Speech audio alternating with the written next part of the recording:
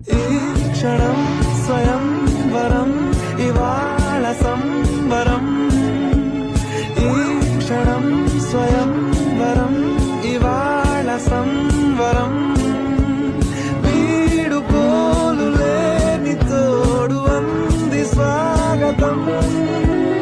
ఈ క్షణం స్వయంవరం ఇవాళ సంబరం